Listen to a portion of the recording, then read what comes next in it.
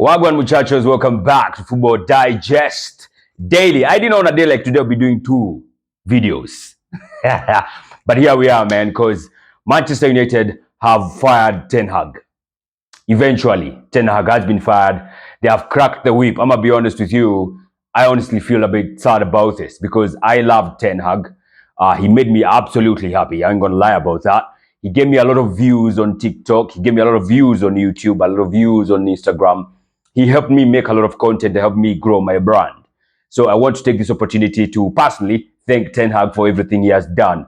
He also, besides all that, he made me happy as a football fan. He made absolutely sure that Manchester United were miserable as they can get, and I absolutely enjoyed that. So again, thank you, Ten Hag. I don't think I can thank you enough. I like how he hoodwinked Manchester United fans with winning caps and caps in 2 years, and they were almost feeling like now he's a better manager than Arteta. I absolutely like about that. I also like how he said when he came in, he absolutely issued a threat. He said he said that eras do come to an end. And of course, he was referring to the era that was existing then of Jurgen Klopp and Pep Guardiola. He said he will end eras. And yeah, his era has ended maybe faster than the two of them. Well, Klopp's era ended a bit earlier, but not thanks to him. He didn't do much in terms of helping that happen. So yeah, that one he failed. I also like how incoherent he was in his speeches. Every time he was coming on and talking, was absolutely talking things that you don't want to hear a manager speaking, a manager of your club. But then again, thank God he was not the manager of my club. So absolutely made me happy with that as well. So I absolutely like about that. I like some of those elements about Ten Hag. He honestly was a heaven-sent kind of manager for the rival fans.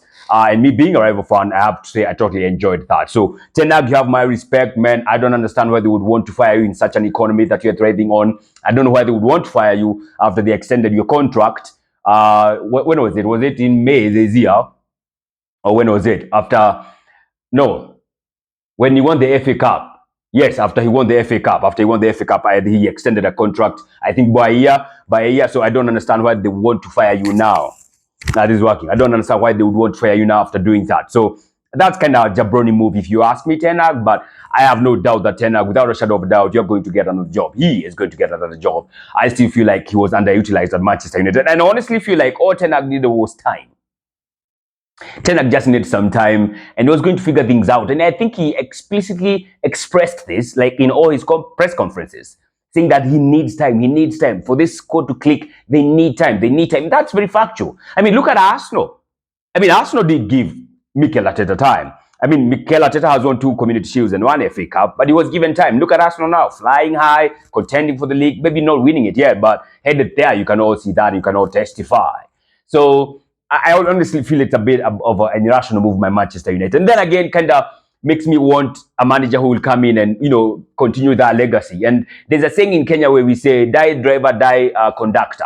More like kufa dereva, kufa makanga. You get me? Like, if the driver is getting fired, so should his staff. You get me? Like, if the driver is getting fired, so should his assistant and everybody else. So Ten Hag has been fired, but apparently his deputy now, who was his assistant manager, Ruud van Nistelrooy, is the one who's taking over for the time being before they give a new manager job. Read Gareth Southgate. So I don't understand why they're doing all this. We like it when if you are doing a cleanup of the house, just clean it up all in all. Not like partially where you fire the manager, then the assistant is there. It kind of doesn't make any sense to me. But that's where we are with Manchester United. And of course, the musical chairs continue at Manchester United. They've been going on since 2013. They started off with firing the manager here, who was there at 2013 when he left, the best manager they've ever had of all time, man like Sir Alex. They fired him from his ambassadorial job a couple of weeks ago. And now they have fired the manager who was actually to be fired then. So I don't understand. Since 2013, they've had, I think, a plethora of like almost 7 managers, all of them getting fired, never had really consistent one. So it's kind of a musical chairs thing with Manchester United. And I know and I hope whoever comes in next is going to be doing the same kind of thing. Musical chairs. So, it's absolutely crazy. I think I've been talking a lot of sarcasm for like 4.5 minutes. Basically, as an Arsenal fan, I'm feeling a bit terrible about this. That's why I'm being sarcastic. Because I like Ten Hag, like I said earlier, and I wanted him to stay. But let me put on my objective hat. It was long overdue before they fired this guy, honestly speaking. I don't know why it took them this long. I don't even understand why they extended his contract in May. I don't get it. Honestly, I thought that was going to be the point where they fire him, because Man United finished 8th. I think that's the lowest position they've ever finished in the league. Yet they gave this manager a contract extension when they were talking to all other managers about coming in to replace him. I don't understand why you do that. And then they go ahead and extend a manager's contract. Makes no sense to me. Or is it because this other manager said, no, I don't want to take this job or something? I don't know, man. But they were talking to other managers to come and take this job.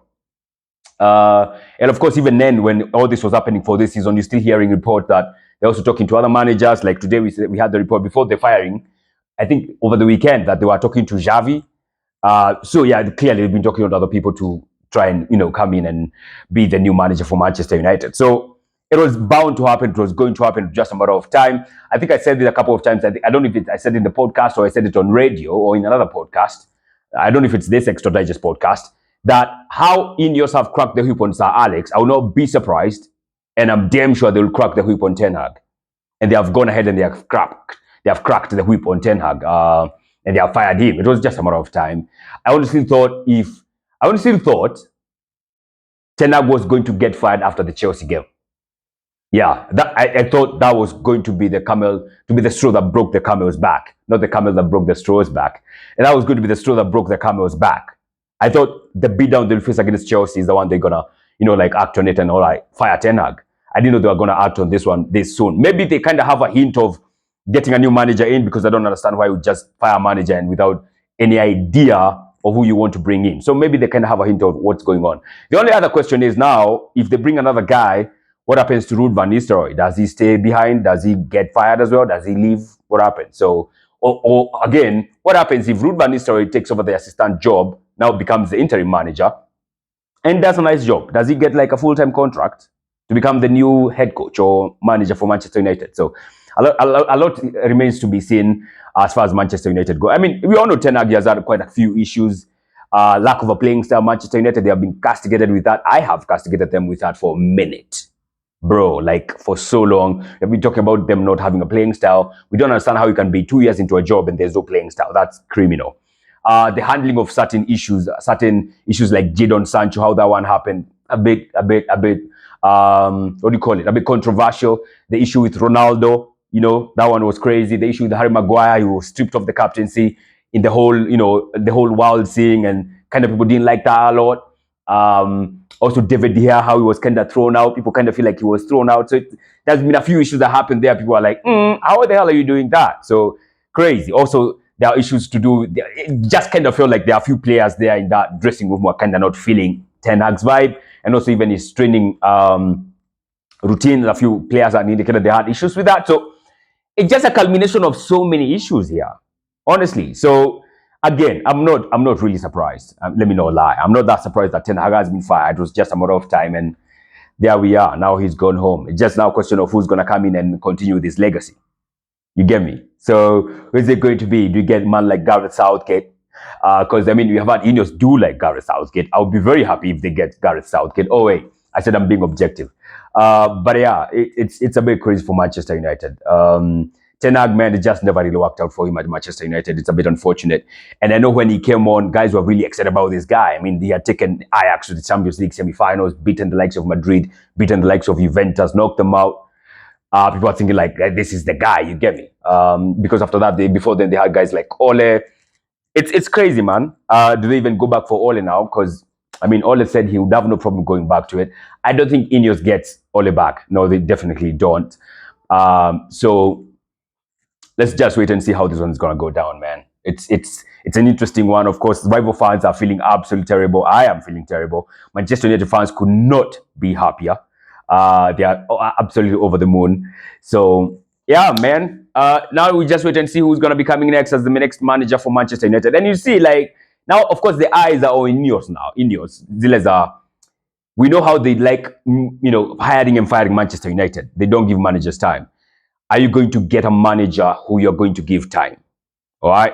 Or are you going to get a manager who you tell him, like, yo, in 1 year, we need to see this and that? Are you going to get a manager who you'll financially back? That's always another issue. Are you going to get a manager who you assert players on? Because Ten Hag, some of these players were asserted on him. Even Ronaldo, the coming of Ronaldo. I think, wait, did he come during Ten Hag's or he came in during Ole's time? Yeah, because, Ronaldo had no, there was no, what do you call it? There is no love. There was no love lost between Ronaldo and Ten Hag. He absolutely not liked Ten Hag at all. So let's wait and see on who's going to bring in. Of course, all the eyes now on Manchester United and Ineos on how they're going to crack this, on how they're going to conduct their recruitment moving forward. Because honestly, they want to change how things have been done before. I'm damn sure of it. They don't want to carry out doing things the way it was previously being done, because that's where they are. That's how they have gotten themselves where they are right now, which is not a good place.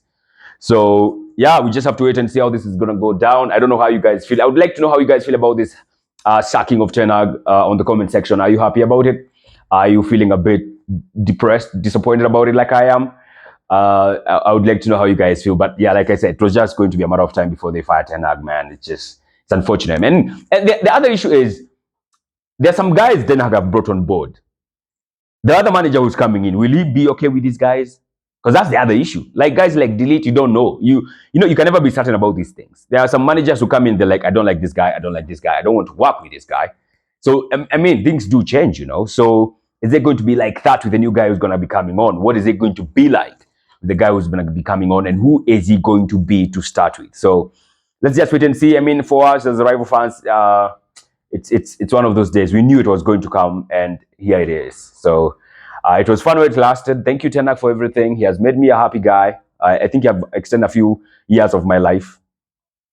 So yeah, there we go. All right.